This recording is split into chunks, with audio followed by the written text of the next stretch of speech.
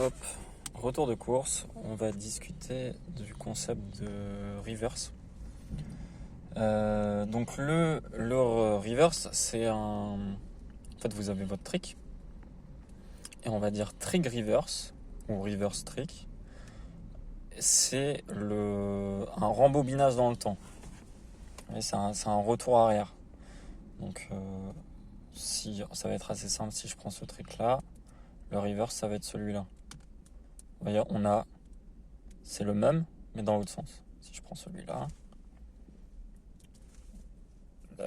l'index around, le reverse c'est celui-là.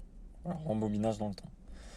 Pas tout à fait exact, mais on s'en fout un peu de ces considérations.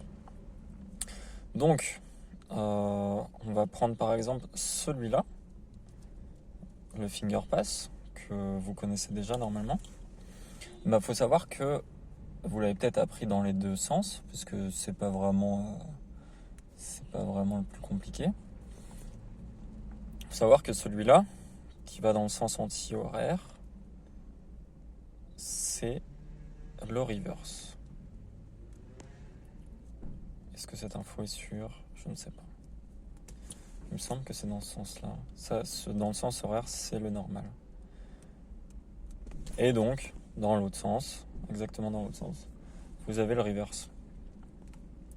Donc voilà, pour le pass reverse, il n'y a pas grand chose à savoir dessus parce que c'est exactement les mêmes conseils que pour le finger pass normal. Et vous avez peut-être appris les deux en même temps. Voilà. Un plus complexe, la charge. La charge, en normal, elle est relativement simple. Voilà, vos charges sont peut-être moches.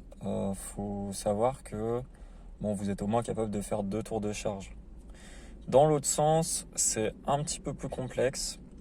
Ce que je vous recommande, donc les astuces, elles vont être les mêmes que pour la charge normale. Ce que je vous recommande, c'est, j'ai sûrement oublié de le dire sur la charge normale, c'est que pour apprendre, celles entre le majeur et le ring sont plus simples.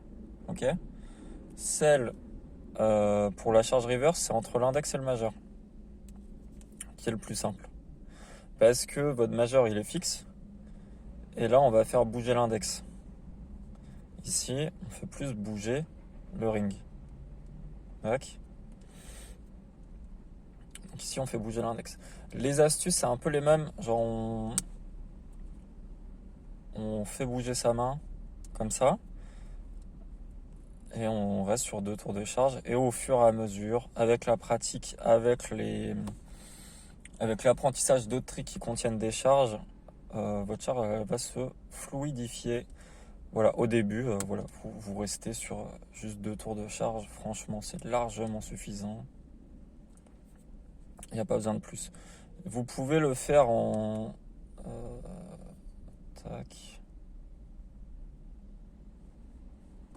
palm down, donc c'est celle-là. Si jamais vous galérez avec la main sur le côté, vous pouvez le faire main vers le bas. Et hop. C'est les mêmes astuces. On bouge la main très fort et puis ça fait des tours de charge. Petit troisième trick là, puisqu'on enchaîne, on va vite. Le twisted pass reverse, ça va être celui-là. Et également, mêmes astuces. Là, c'est un petit peu différent parce qu'on peut, là où pour le twisted pass, donc faut bien comprendre le principe. Pour le twisted pass reverse, en fait, on peut céder de la gravité. Donc vous allez faire un tour de charge, comme ça. Vous allez en enchaîner sur un deuxième pour vous aider dans